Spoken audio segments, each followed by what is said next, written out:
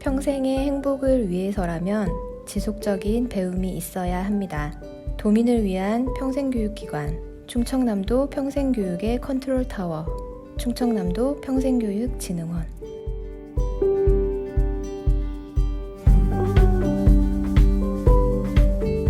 충남 평생교육진흥원장 주희연입니다.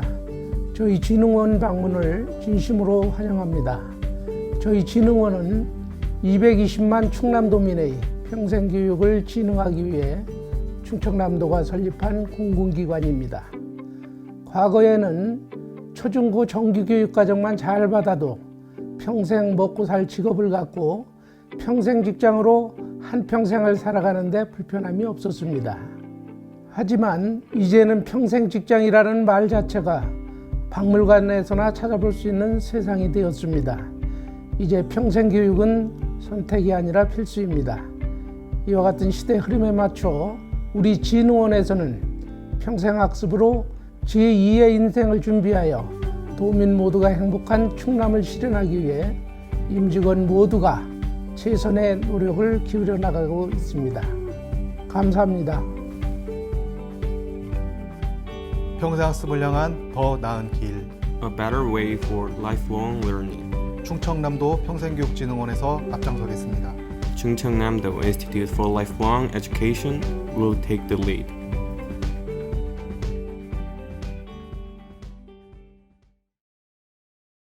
여러분 안녕하세요.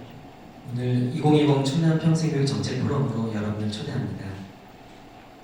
안녕하십니까. 저는 오늘 진행을 맡은 화성시 인재육성재단 다원인터의 박현욱 센터장입니다. 반갑습니다.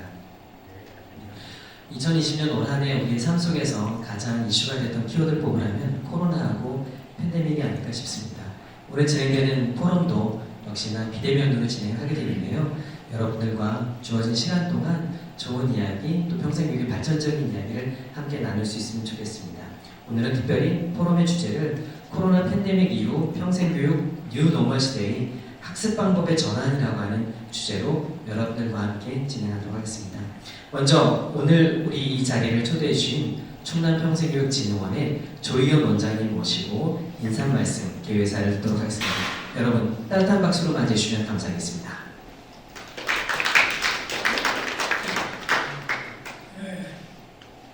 여러분 반갑습니다.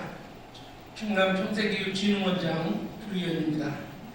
바쁘신 중에도 저희 진흥원이 개최하는 평생교육 정책 포럼을 축하해 주시기 위해 축하 영상을 보내주신 양승조 도지사님과 오늘 직접 참석하셔서 축사를 해주시는 충남도의회 안장원 기경제위원회 위원장님께 깊은 감사를 드립니다. 올 한 해는 코로나 사태로 그 어느 때보다도 어려웠던 한 해로 우리 기억 속에 남을 것 같습니다. 무더위와 함께 지루한 장마가 기승을 부리던 때가 엊그제 같은데 벌써 내일이면 서리가 내리기 시작한다는 생각입니다. 얼마 남지 않은 2002년 코로나 위기를 잘 극복하시고 건강에 유의하시면서 알차게 마무리하시기를 바랍니다. 오늘 저희 진흥원이 주최한 충남 평생교육 정책 포럼은 포스트 코로나 시대에 평생교육이 나아가야 할 길을 찾고 평생학습 방법을 모색해보는 뜻깊은 학습과 소통의 장입니다. 대면과 비대면이 혼합되어 진행되는 오늘 웨비나 방식의 포럼이 앞으로 평생교육이 나아가야 할 본보기가 되지 않을까 그렇게 확신을 합니다. 잘 아시는 것처럼 과거 평생교육이 여가 선용과 삶의 질 향상에 접근하였다면 인공지능과 초연결 사회로 대표되는 4차 산업혁명 시대에는 기술 발전에 대한 지속적인 기술혁신 교육과 일자리를 둘러싼 급속한 변화에 대응하는 역량개발 및 진로교육의 관점에서 접근할 필요가 있다고 생각을 합니다. 오늘 포럼을 통해 평생교육 포스트 코로나 시대를 대비하여 준비해야 할 여러 과제들 예컨대 온라인 교육 시스템 구축, 교강사 역량가와 연수, 디지털 소외계층에 대한 맞춤식 교육 등에 대한 다양한 방안을 찾아보고 공유하는 유익한 시간이 되었으면 좋겠습니다. 날씨가 많이 쌀쌀해졌습니다. 다시 한번 저희 진흥원 평생교육 정책 포럼에 참가해 주신 모든 분들께 감사를 드리면서 올 한 해 마무리 잘 하셔서 유종의 미를 거두시기를 기원합니다. 대단히 감사합니다. 네, 원장님 진심으로 감사드립니다. 우리 조희영 원장님께서 초대의 말씀, 감사의 말씀과 더불어서 오늘 이 포럼의 목적과 배경, 그리고 이 포럼에서 함께 이야기하고 싶은 이야기들을 담아서 여러분들을 초대해 주셨습니다. 진심으로 감사드립니다.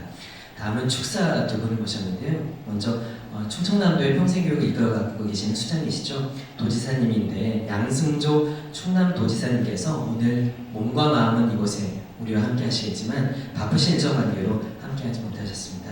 따라서 영상으로 축하 인사말을 대신하겠습니다. 여러분 대단히 반갑습니다. 충남도지사 양승조입니다. 먼저 2020년 충남평생교육 정책포럼의 개최를 진심으로 축하드립니다. 오늘의 뜻깊은 행사를 마련해 주신 충남평생교육진흥원 조희연 원장님과 직원 여러분, 그리고 함께해 주신 전국의 평생교육 관계자 여러분께 깊은 감사 인사를 전합니다. 오늘 행사는 코로나19 시대를 맞이해 우리 충남의 평생교육이 나아갈 길을 찾기 위한 자리입니다. 비록 온라인 비대면 행사로 진행되어 아쉬움도 있지만 이를 100분 활용해 정해진 장소, 시간의 구애 없이 많은 분께서 참여하여 더 커다란 효과를 얻을 수 있을 것으로 기대됩니다. 평생교육 전문가 여러분, 우리 사회 평균 수명 증가에 따라 평생교육 중요성은 날로 더해가고 있습니다. 배우고 익히는 것은 단순히 학력을 높이는 것에 그치지 않습니다. 인간으로서 자존감을 높여주고 보다 나은 삶을 살아갈 수 있도록 해주며 이를 통해 개인과 우리 사회 발전에 커다란 영향을 미치고 있습니다. 그래서 저는 오늘과 같이 전문가 여러분이 머리를 맞대어 의견을 나누고 서로의 정보를 교환하는 자리가 우리 충남 평생교육이 한 걸음 더 나아가는 소중한 시간이 될 것으로 생각합니다. 앞으로도 210만 충남도민이 언제 어디서나 또 누구나 똑같은 양질의 평생학습을 받을 수 있도록 교육복지에 더욱 노력을 기울이겠다는 약속을 드립니다.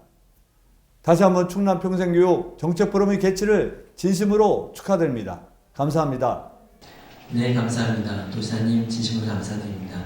저희도 도지사님께서 저희 충남의 평생교육을 잘 이끄실 수 있도록 응원하고 열심히 뒤에서 또한 응원하도록 하겠습니다. 다음은 충청남도 도의회 기획경제위원회 위원장님이신 안장원 위원장님께서 축사해 주시겠습니다. 여러분 따뜻한 박수로 맞이해주시면 감사하겠습니다. 네, 반갑습니다. 원래는 오늘 같은 날이면 전국에 있는 평생교육을 담당하시는 전문가들과 함께 이 자리에서 여러 가지 좋은 아이디어와 방향에 대해서 함께 논의했으면 좋았으련만 이 팬데믹 코로나 빨리 정리기를 우리 함께 기원해 보도록 하겠습니다. 이 자리 마련해 주신 충남의 평생교육진흥원 직원 여러분께 정말 감사드립니다. 그리고 양승조 지사님 함께 있으면 더 좋았을 텐데 아쉽다는 말씀 드리도록 하겠습니다. 오늘 정하영 평생교육사 협회장님과 정은경 교수님의 주제 발표, 그리고 원지윤 연구원님, 그리고 조희연 원장님의 토론 기대하도록 하겠습니다. 저도 시간이 하는 데까지 함께 하도록 하겠습니다. 팬데믹도 그렇지만 실제 평생교육도 이런 위기 순간에는 장애인, 그리고 저학력, 저소득 가장 어려운 분들이 그 혜택을 받기 어려운 게 사실입니다. 이런 시기에 어떤 방법으로 평생학습을 통해 재취업의 기회, 그리고 더 풍성한 우리 도민들의 생활을 견인할까는 여기 계신 전문가분들의 지혜가 꼭 필요합니다. 우리 도의회에서도 앞으로 평생교육의 더 질 높은 성장과 더 다양화를 위해 최선을 다할 것을 약속드리도록 하겠습니다. 이 자리에 함께해 주신 여러분들과 온라인 함께해 주신 우리 도민 여러분께 감사 말씀드리면서 오늘 이 포럼이 의회에 꼭 전달돼서 정책을 실현하는 함께하겠다는 말씀을 드리도록 하겠습니다. 감사합니다. 네, 감사드립니다. 박수로 감사의 표현을 전하겠습니다. 안장한 위원장님 감사드리고요. 예, 두 분의 축사를 마치니까 제 마음도 사르르 좀 녹은 것 같습니다. 이제 긴장의 끈이 조금 풀리고 여러분들하고 함께 하도록 할 텐데요. 멀리서 또 가까이서 이 포럼을 시청하고 계신 분들께서도 질문이 있으시면 창에다 올려주시고 저희가 그 질문을 토대로 패널분들과 함께 디스커션 할 수 있도록 함께 참여해 주시면 감사하겠습니다. 그럼 지금부터 본격적으로 2020 충남 평생교육 정책 포럼을 따뜻한 박수와 함께 시작하도록 하겠습니다. 이곳에 계신 한 40여 명 분들이 따뜻한 박수를 보내주셨습니다. 1부 순서는 두 분의 주제 발표를 준비했습니다. 여러분께서 의견 나누시고요. 첫 번째 순서 바로 평생교육사협회 전하연 회장님 모시고 늘 우리 많은 이야기를 나눌 텐데요. 뉴 노멀 시대 평생교육의 방향, 어떤 방향으로 가야 될까요? 여러분, 전하연 회장님을 따뜻한 박수로 모시겠습니다. 오늘 주제가 뉴노멀 시대의 평생교육이 나아가야 할 방향. 정말 이 단 한 번도 경험해보지 못했던 이런 국가적인 어려움, 전 세계적인 어려움이죠. 이런 어려운 상황 속에서 평생학습은 어떻게 나아가야 될 것인가. 이러한 주제로 어떻게 보면 상당히 무거운 주제가 될 수 있는데요. 그렇다 할지라도 우리가 이러한 고민들을 나눌 수 있다는 것은 어쩌면 방향을 설정하는데 또 하나의 계기가 되지 않을까, 그런 생각을 해봅니다. 그래서 뉴노멀 시대라고 하는 용어가 어느 순간 우리의 생활 속에 확 들어와 있습니다. 그래서 제가 뉴노멀이 과연 무엇일까 여러 자료를 찾아보면서 몇 가지를 정리를 해봤는데요. 결국은 시대 변화 속에서 이렇게 새롭게 형성이 된 어떤 경제적, 사회적인 문화 현상, 새롭게 재편되고 있는 생활 양태, 이러한 것들을 우리가 뉴노멀이라고 하지 않는가 그런 생각을 합니다.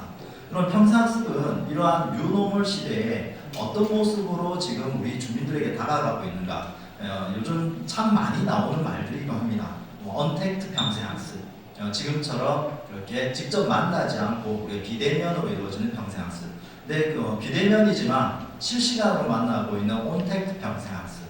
그래서 우리가 온라인 평생학습이라고 이야기하는 이러한 평생학습의 현상들이 전국적으로 지금 많이 시도가 되고 있고요. 더불어서 이제 그 온라인으로만 모든 것을 할 수 없기 때문에 오프라인과 함께 진행을 하자라고 하는 블렌디드 평생학습에 대한 이야기들이 나오고 있고요. 그리고 학교에서 일찍이 시작되었던 거꾸로 교실, 플립 러닝이라고 하죠. 이제는 집에서 동영상을 통해서 강의를 듣고 학교에 나와서 동료들과 함께 프로젝트를 수행하는 방식의 교육, 이러한 것들이 평생학습에도 적용이 돼야 되지 않을까라고 하는 논의들이 현재 전국적으로 많이 이루어지고 있습니다.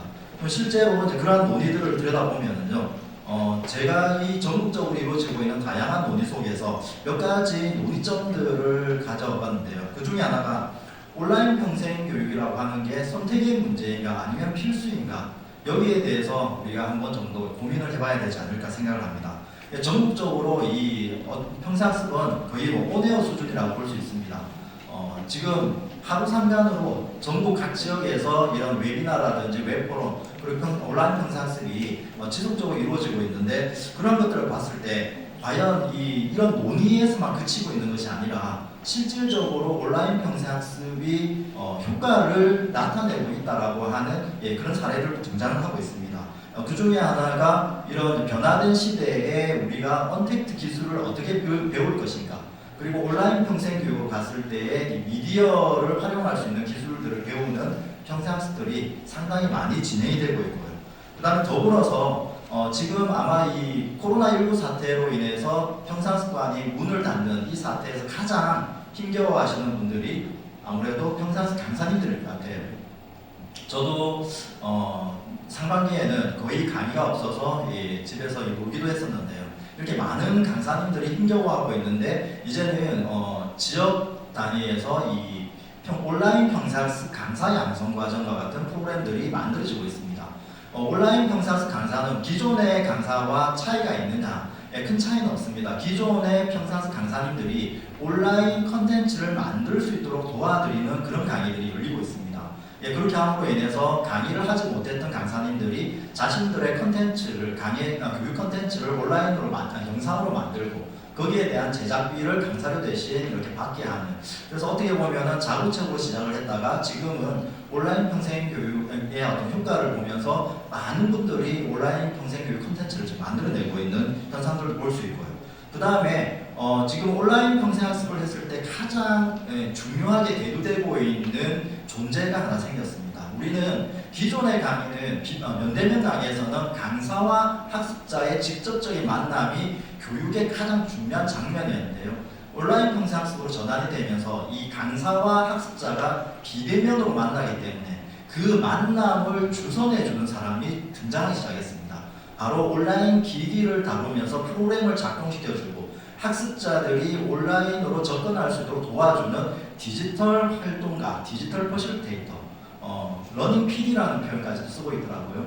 그만큼 단순히 학습을 보조해주는 역할을 하는 활동가가 아니라 실제로 온라인 평생학습이 작동될 수 있도록 하나의 3주체가 되는, 즉 그래서 온라인 평생학습에서는 강사와 학습자 그리고 이 디지털 활동가라고 하는 지원자가 삼위일체가 되어야지만 이 평생학습이, 온라인 평생학습이 원활하게 돌아가는데, 그러한 전문 인력을 시민들 대상으로 양성하는 프로그램들도 작동이 되고 있습니다. 그리고 심지어는 이제 온라인이 하나의 대세처럼 가고 있기 때문에 온라인 평생학습을 하나의 브랜드화 시키고 있는 그런 지역들도 만나게 되는데요. 이렇게 지금 코로나19 사태 이후에 문을 닫았던 평생학습이 온라인을 통해서 전국적으로 활짝 열리고 있습니다. 그렇다면 과연 이 온라인 평생학습은 우리에게 일시적으로 지금 하나의 선택적으로 가는 것인지, 아니면은 코로나19 사태가 진정이 된 이후에도 지속적으로 가야 되는 길인지, 여기에 대해서 우리가 충분한 논의가 있어야 되지 않을까 생각합니다. 일시적으로 가는 경우에 우리가 준비해야 될 것과 지속적으로 갔을 때 준비해야 될 상황들이 많이 다르기 때문에 이런 부분에 대한 고민들이 충분히 필요하지 않을까 생각합니다. 저는 개인적으로 이 온라인 평생학습이 코로나19 사태가 진정이 된다고 해서 사라지지는 않을 거라고 생각은 하고 있습니다. 그러나 온라인 평생학습이 활성화되면 될수록 이 정보기기 접근에 대한 격차는 더욱더 커질 것이고, 기존의 평생교육에 소외되어 있던 분들이 더 소외될 수 있는 그런 한계들이 상당히 많이 존재할 거라고 봅니다. 그래서 저는 개인적으로 온라인 평생학습은 휴대폰 하나만으로도 접속 가능하고 휴대폰 하나만으로도 온라인 평생교육이 만들어질 수 있는 그런 세상을 만들어야 되지 않을까라는 생각도 하고 있습니다. 더불어서 또 하나의 제가 고민하고 있는 지점은요, 그러면 모든 평생학습의 컨텐츠가 온라인화 될 수 있을까? 이제 이 부분은 제가 현장에서 평생학습 강사님들을 만나면 가장 많은 질문을 받게 되는 내용 중에 하나입니다. 많은 강사님들이 제 강의는 온라인으로 전환하기가 힘들어요 하시면서 포기하시는 분들이 계시고 어려움을 많이 겪고 있습니다. 우리가 온라인으로 가는 것이 어느 정도의 대세 흐름이라고 보고 지속될 수 있다라고 하는 가능성들을 계속 이야기한다면, 제 생각에는 모든 이 오프라인에서 진행되고 있는 평생교육 컨텐츠들이 온라인으로 전환이 가능해야 되지 않을까라는 생각을 합니다. 그래서 전국적으로 이루어지고 있는 사업들을 보면은요, 디지털 민주 시민 교육이라고 해서 우리가 시민 교육과 관련된 부분들이 빠르게 지금 온라인에서 작동이 되기 시작을 했고요. 그 다음에 안산시에서 했던 사례인데요. 온라인 우리 마을 해설사 양성 과정. 어쩌면은 이 마을 해설사 과정이 온라인으로 가능할까라는 의구심도 들지만은 이렇게 지금 새로운 시도를 하고 있는 지역도 있고요.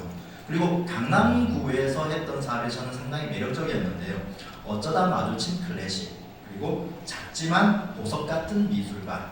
자, 이 말은 우리가 오프라인에서 온라인으로 전환하기 가장 힘들다라고 하는 평생학습의 컨텐츠들이 대부분 이렇게 기능적으로 뭔가를 만들어야 되고, 그리고 손으로 뭔가를 익혀야 되는 그런 프로그램들이 상당히 많이 있었는데요. 그 중에 대표적인 것이 바로 이 음악, 악기를 다루는 부분, 그 다음에 미술, 그림을 그린다든지 이러한 것들이 온라인으로 가능할까라고 생각했는데, 이렇게 강남구에서는 어쩌다 마주친 클래식에서 음악 교육도 열리게 되고, 그 다음에 미술 강의도 열리게 된다는 점은 어쩌면은 우리가 어렵다고 생각했던 이 컨텐츠들이 온라인에서도 충분히 작동될 수 있지 않을까라는 가능성을 가지고 있고요. 그 그 다음에 부산 연제구에서는 소난의 학교라고 하는 휴대폰 하나로만으로도 이 온라인 평생교육이 작동될 수 있다라고 하는 것을 새롭게 시도를 하고 있습니다. 그런 측면에서 봤을 때 우리가 지금 오프라인에서 열리고 있는 다양한 평생교육의 컨텐츠들이 온라인화되어 가는 부분들을 살펴볼 수 있는데요. 그렇지만 여전히 쉽지 않은 과정이기도 합니다. 그럼에도 불구하고 온라인화 시켰을 때 우리가 고민해봐야 될 점들은 오프라인에서 진행하는 교육과 온라인에서 진행하는 교육은 단순히 방법의 문제가 아니라 교육에 대한 목적, 가치, 효과 이러한 모든 것들의 변화가 필요하지 않을까. 그래서 섣부른 이야기지만은 평생학습의 패러다임의 전환을 가지고 있다라고 하시는 분들도 계시긴 합니다. 그만큼 단순히 이게 온라인으로서의 방법의 전환의 문제가 아니라 평생교육의 전반의 어떤 변화를 만들어내야 되지 않을까 그런 생각을 합니다. 이런 저는 두 가지의 제 고민들 속에서 제 나름대로 그러면 어떻게 나아가면 좋을까에 대한 고민 속에 정말 중요한 게 하나 더 발견을 하게 되었습니다. 그게 뭐냐면요. 우리가 평생학습을 했을 때 가장 중요하게 여기는 게 바로 평생학습의 대상자들입니다. 그러면 평생학습의 제공자, 즉 공급자 입장에서는 온라인으로 전환을 하는 것이 대세가 될 수도 있고 다 전환을 할 수 있느냐에 대한 논의를 할 수 있지만 정작 평생학습에 참여하는 우리의 학습자들은 모두 다 온라인에 접근이 가능한가? 이 부분이 저는 가장 큰 우리의 숙제가 아닐까 생각합니다. 그래서 지금 현재 이 평생학습에서 어떻게 보면은 조금 이 지원이 덜 되고 있는 장애인 평생학습이라든지 어르신들을 위한 평생학습 그리고 비문의자들에 대한 평생학습 이러한 부분들이 기존의 평생학습에서는 상당히 중요하게 여겨왔던 부분들이지만 온라인으로 전환했을 때 어쩌면은 또 다른 소외가 되지 않을까라는 우려들을 하고 있습니다. 그러나 이제 그런 시도들을 하고 있는 지역들은 많이 발견되고 있습니다. 지금 제 자료에서 보시는 것처럼 노틀담 복지관에서는 인천평생교육진흥원의 지원을 받아서 찾아가는 장애인 평생학습을 온라인 라이브로 시행을 하기도 했었고요. 그 다음에 어르신들을 위한 평생학습은 아산시 노인종합복지관에서 우리도 이제 집에서 배운다라고 하는 온라인 평생학습을 진행을 했었고요. 그 다음에 지난달이죠. 서울시에서는 문해교육 온라인 시화전들 이렇게 우리가 온라인에 접근이 힘들다라고 했던 계층 대상자들도 온라인에 참여할 수 있도록 하는 이러한 작은 노력들은 지금 진행되고 있습니다.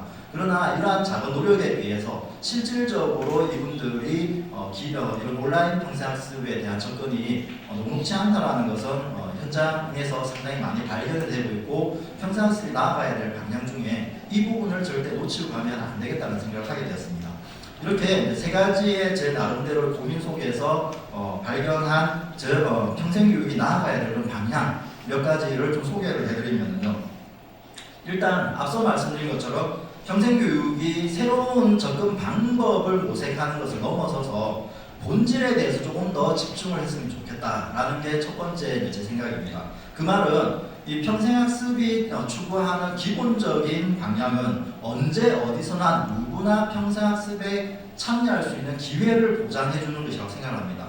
여기에 대해서는 우리 최상위법인 대한민국 헌법 제31조 제1항에 보면은요, 모든 국민은 능력에 따라서 균등하게 교육을 받을 권리가 있다라고 나와 명시되어 있습니다. 이 말은 우리가 단순히 교육이라고 하는 것이 학생들에게 국한되는 것이 아니라 모든 국민은 다 자신의 능력에 따라서 균등하게 교육받을 권리를 보장해줘야 되는 게 저는 평생학습의 첫 번째 가치라고 생각합니다. 거기에 대해서 교육기본법에서는 제3조에서 학습권이라고 해서 그 조항을 가지고 있고요. 그리고 제4조에서는 그 어떠한 이유에도 교육의 기회에서는 차별을 받아서는 안 된다라고 명시가 되어 있습니다. 그런데 지금처럼 온라인 평생학습으로 전환을 했을 때 어쩌면은 이 차별이 커질 수 있다는 우려가 있기 때문에 이런 학습권에 보다 더 집중하는 평생학습을 만들어 가야지만 온라인으로 전환한다 안 한다 그리고 온라인과 오프라인을 연계한다 안 한다의 문제를 넘어서서 오프라인이든 온라인이든 그 누구도 학습에서는 소외되는 사람이 없도록 만들어줘야 한다는 이러한 방향성들을 어떻게 만들어가고 구체화시킬 것인가 여기에 대한 고민들을 우리가 찾아봐야 될 것 같고요. 그리고 두 번째는 온라인 평생학습이 단순히 미디어 기술의 문제를 넘어서서 어떻게 우리가 올바르게 활용할 것인가에 대해서도 이제는 논의가 이루어져야 되지 않을까 생각을 합니다. 물론 디지털 리터러시라든지 디지털 시민교육이라든지 다양한 그런 콘텐츠들이 만들어지고 있지만 결국은 이런 시대 변화 속에서 이런 디지털 기기들을 작동을 시키는 것을 넘어서 그것을 활용하는 데 있어서 그 콘텐츠가 과연 우리에게 양질의 콘텐츠로 만들어지고 있느냐, 평생학습이 그러한 부분들을 어떻게 제공할 것인가, 여기에 대해서 우리의 고민들이 있어야 되지 않을까 생각을 합니다. 그리고 이제 더불어서 이런 미디어를 통해서 어떻게 시민들과 적극적으로 소통을 할 수 있게끔 만들어갈 것인가. 온라인에서 가장 힘들어하고 있는 그 장면 중에 하나가 바로 강사와 학습자, 학습자와 학습자 간의 소통이 어렵다고 하는 것입니다. 그런 차원에서 봤을 때 미디어 속에서 다양한 소통의 방법들을 어떻게 찾아가냐에 따라서 온라인 평생학습의 어떤 승패가 결정나지 않을까 생각합니다. 저는 그래서 지금의 평생학습에서 어떻게 보면 간과해왔던 부분 중에 하나인 이 습이라는 부분입니다. 우리가 그 학습이라는 용어를 보면요, 배울 학과 익힐 습으로 되어 있는데요.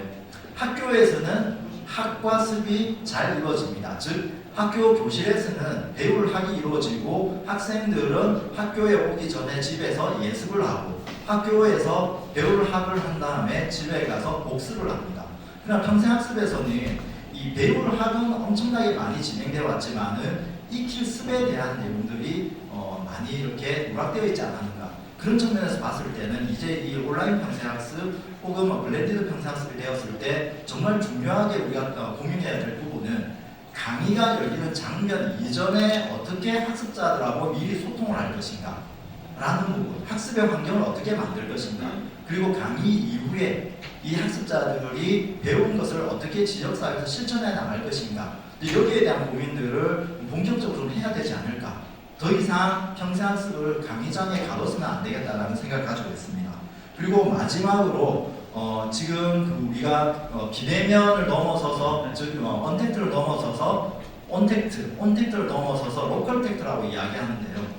이렇게 사회적 거리를 둬야 되는 이 상황에서 정말 내가 살고 있는, 밟고 있는 생활권에서 작은 소규모의 학습 공동체를 어떻게 만들 것인가에 대해서 보다 더 긴밀한 고민들이 필요하지 않을까 생각합니다.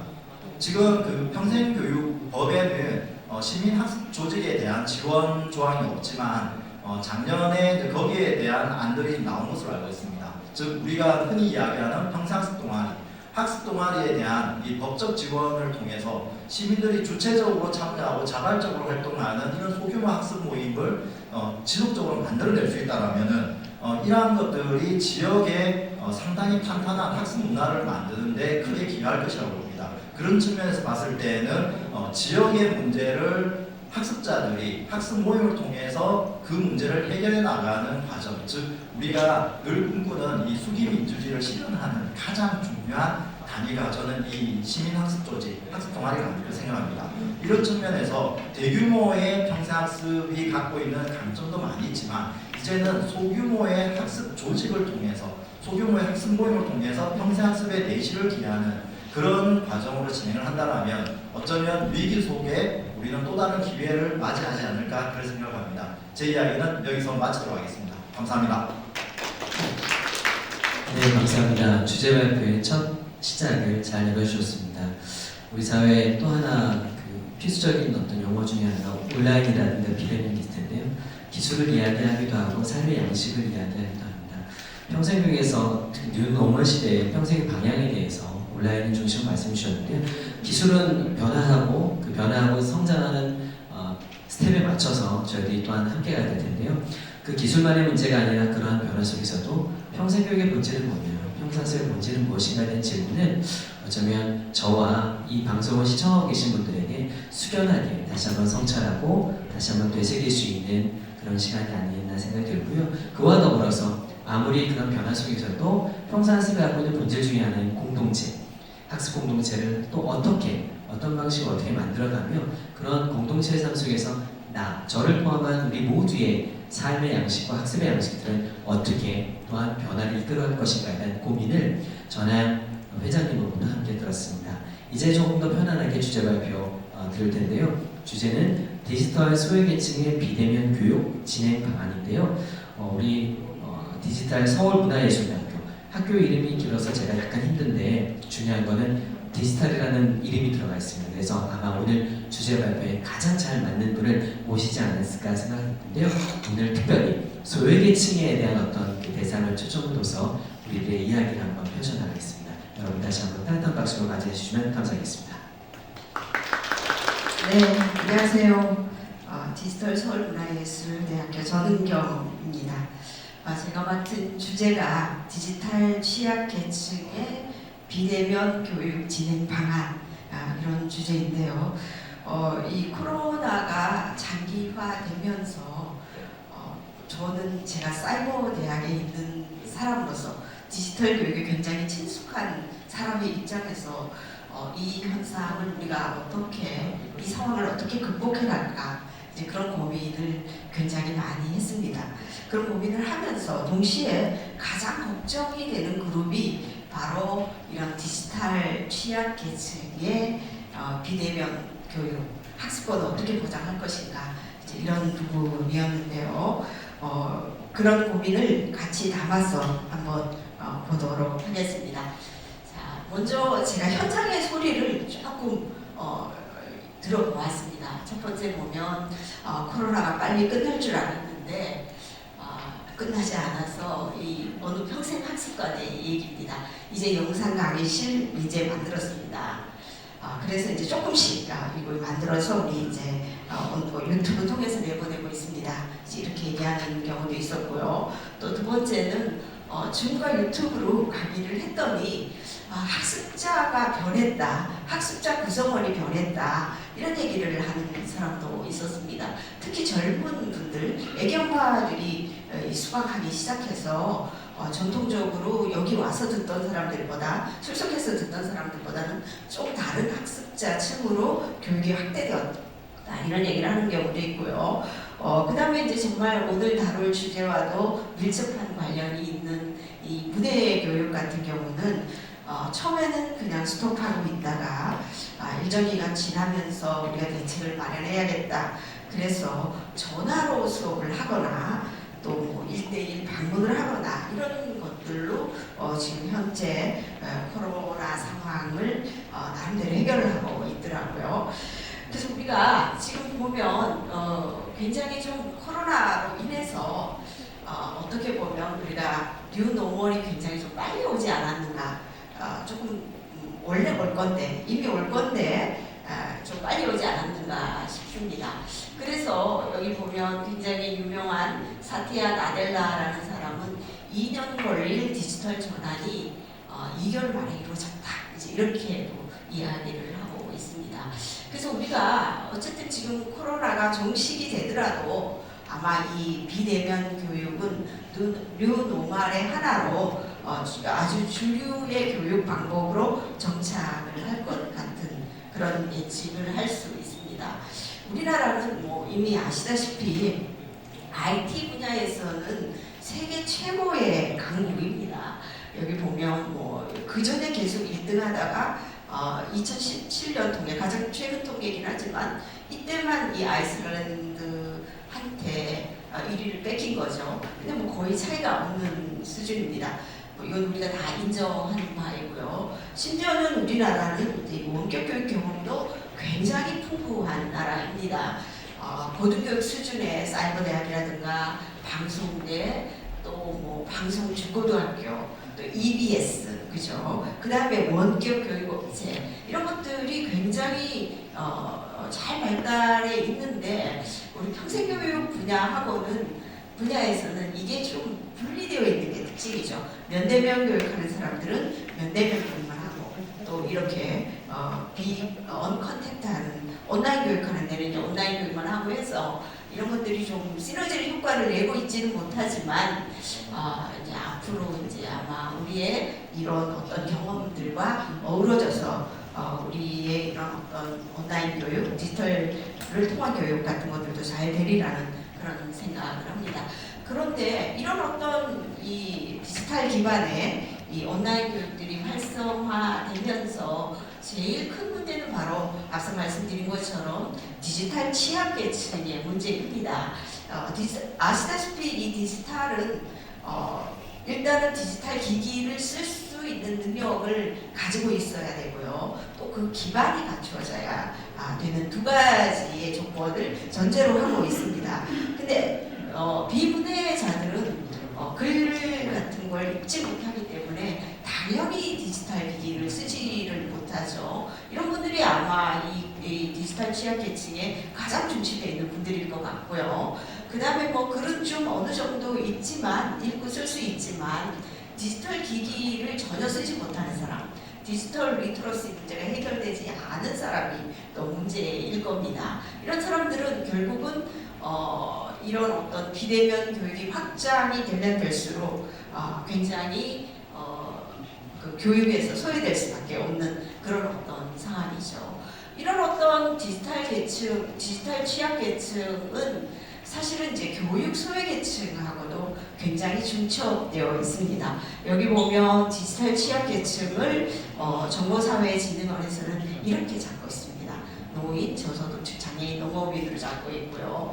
우리의 교육 취약 계층은 조금 다르긴 합니다만 이런 어떤 계층입니다. 그래서 이 두 계층이 굉장히 중첩되는데 그 내면을 들여다보면 이렇게 세 그룹으로 조금 더 구체화할 수 있을 것 같아요.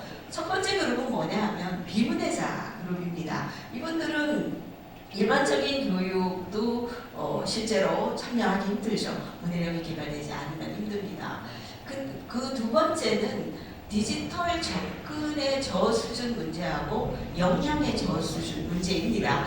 기기 활용 능력이 없는 것은 물론이고요. 그 다음에 이제 이런 그 기기들을 보유하지 않고 있거나 컴퓨터가 없거나 스마트 기기가 없거나 또 인터넷에 접근 가능하지 않는 사람들, 이런 사람들이 아마 가장 취약계층이라는 생각을 합니다. 앞서 말씀드린 것처럼 이런 어떤 기초 문해력이 확보되지 않는 사람, 또 디지털 리터러시 능력이 떨어지는 사람들은 결국은 시간이 경과하면서 이 마태 효과, 교육의 빈익빈 부익부 현상에 의해서 계속 뒤처지는 그런 어떤 상황이 이어질 거라고 봅니다. 자, 그러면 이런 상황에서 우리가 이제 이런 분들을 위해서 비대면 교육 또 언택트 상황의 어떤 교육들 문제들을 좀 해결해 가야 될 텐데요. 일반적으로 지금 현재 평생교육 상황을 들여다보면 비대면 교육을 할 수 있는 준비도 평생교육기관들은 충분하지 않은 것 같습니다. 일반적으로 이 비대면 교육, 디지털 기반의 교육을 하려면 교육기관도 준비되어 있어야 되고요. 강사도 준비가 되어 있어야 되고 학습자들도 준비가 되어 있어야 됩니다. 그런 측면에서 현재 우리의 상황을 좀 들여다보면 특히 디지털 취약계층을 제외하고라도 이렇게 이 세 주체들의 이 비대면 교육 역량은 그다지 높지 않다라는 생각을 합니다. 일반적으로 이 비대면 교육을 하려면 교육기관에서는 이런 어떤 설비들을 갖추어야 합니다. 기본 설비, 매체 제작실, 학습관리 시스템, 또 이걸 운영하는 능력, 이런 것들이 이제 갖추어질 때 비대면 교육 서비스가 가능한 거죠. 그 다음에 이제 강사 입장에서도 개인적으로 대응한다면 개인이 가지고 있어야 되는 어떤 설비 같은 게 있고요. 또 이것을 잘 다룰 수 있는 그런 어떤 필요 역량들도 굉장히 필요합니다.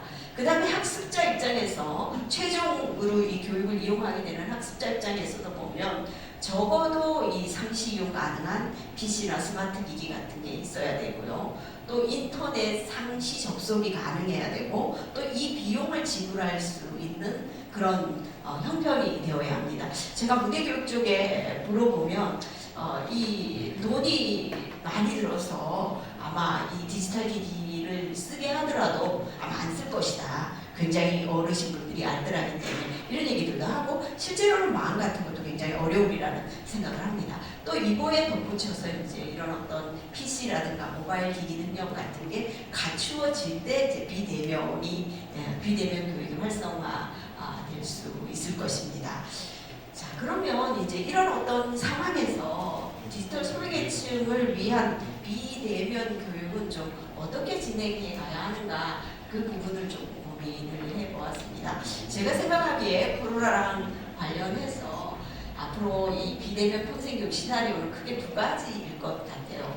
계속 이 언택트를 요구할 경우는 기존의 면대면 교육을 비대면화하는 수준, 모두 다 하진 못하지만 상당 부분을 비대면 교육으로 온라인화 하든가 아니면 또 다른 방식으로 하든가 이런 어떤 상황이 올 것 같고요. 또 두 번째는 코로나가 종식되더라도 그전의 교육으로 돌아갈 것 같지는 않다. 예를 들면 그래서 이 뉴노멀이 정립이 될 텐데 어떤 형태로 이제 정립이 될지는 좀 두고 봐야 되겠지만 기존의 면대면에 덧붙여서 비대면도 하고 어떤 경우는 면대면, 어떤 경우는 비대면 이렇게 갈 것이고 또 상당 부분은 브랜디드 러닝으로 갈 것 같습니다.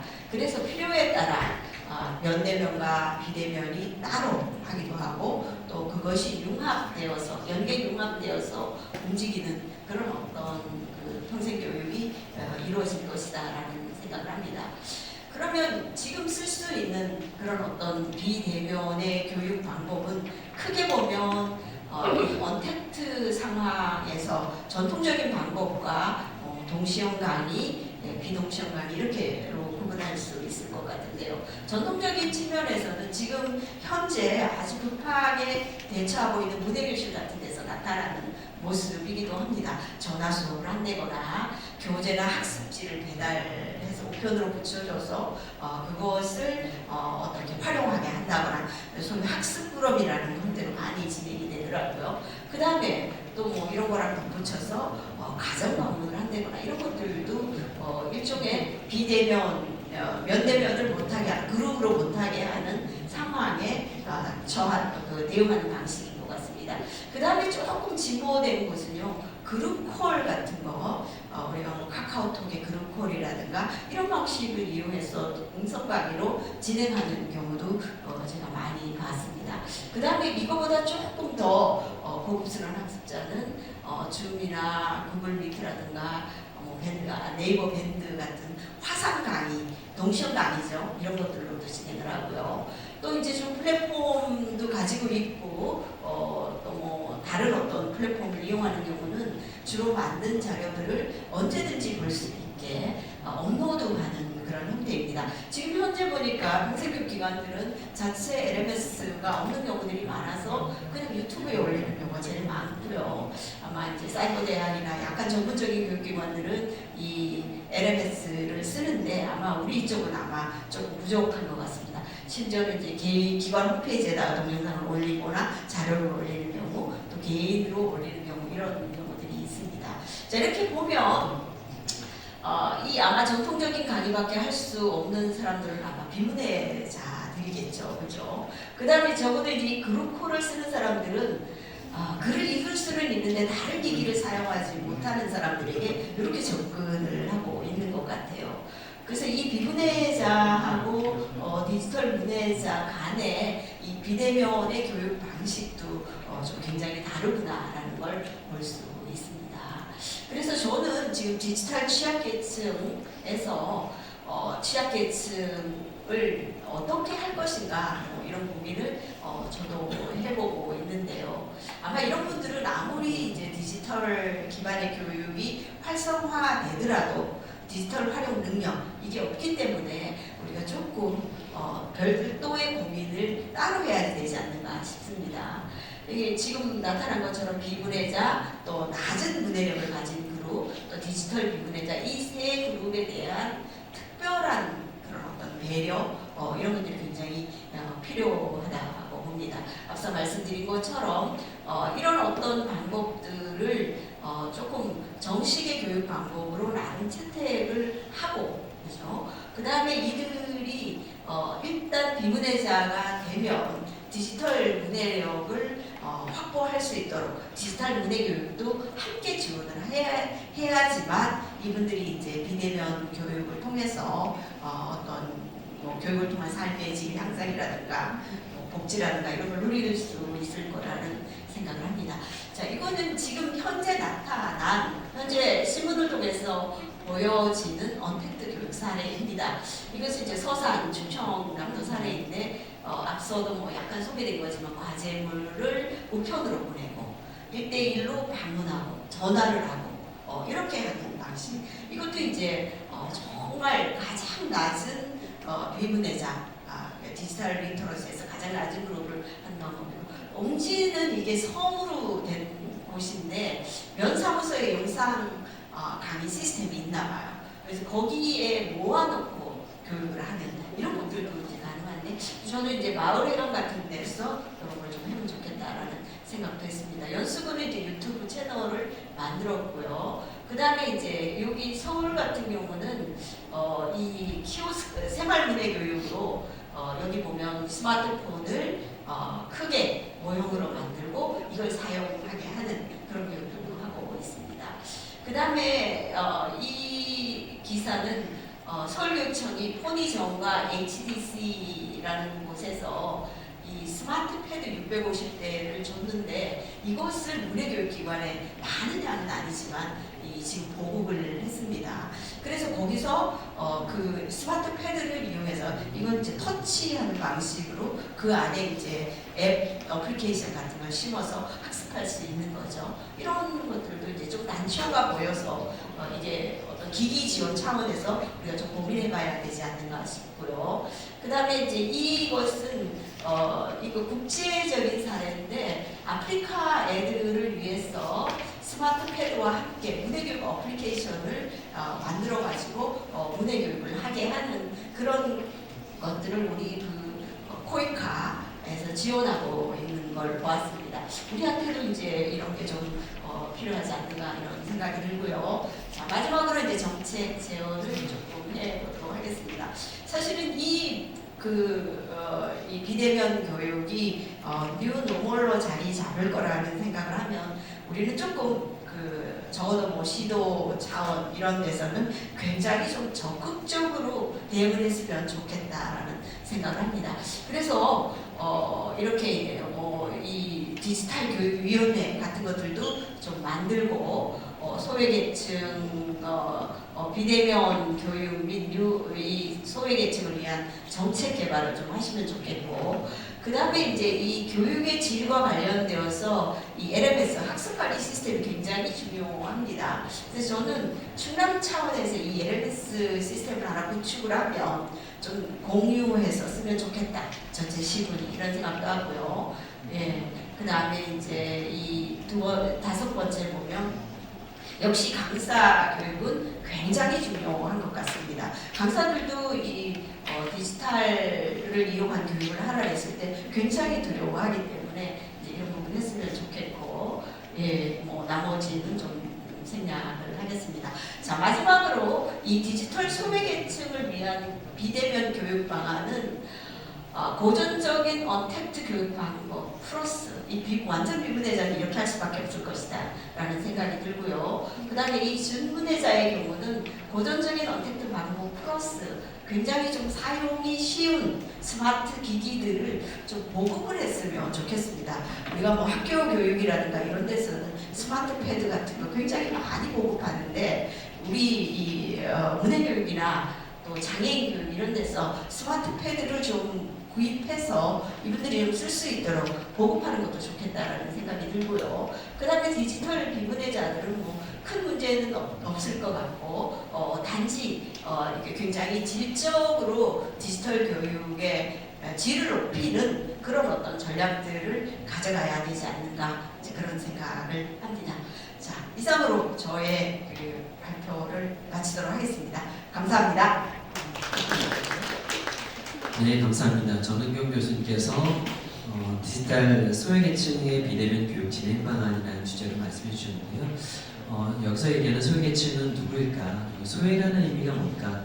복지에서의 소외와 또 교육에서의 소외가 다르기 때문에 어떻게 접근할 것인가? 그분들이 처해 있는 소외계층의 어떤 교육적 환경들은 무엇이며 우리가 어떻게 좀 더 나은 방향으로 개선할 수 있도록 지원하고 어떻게 정책적으로 접근할 것인가에 고민을 담아주셨는데요.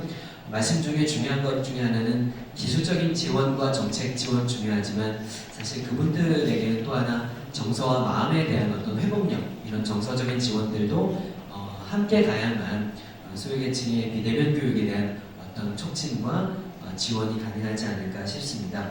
짧은 시간에 굉장히 포괄적으로 저희들에게 소외계층의 어떤 비대면 교육 진행 방안에 대해서 말씀해 주셨는데요. 이렇게 해서 전혜연 회장님의 뉴모델 시대, 뉴노멀 시대의 평생교육 방향, 그리고 전은경 교수님의 디지털 소외계층의 비대면 교육 방안 말씀해 주셨는데요. 이 두 가지 주제에 대해서 저희가 잠시 생각해 보시면서 쉬는 시간 10분 갖고 전국 각지 그리고 외국에서 쏟아지는 질의응답을 통해서 저희가 패널 분들과 함께 토론의 장을 열어보도록 하겠습니다. 여러분 10분 뒤에 다시 만나도록 하겠습니다. 감사합니다.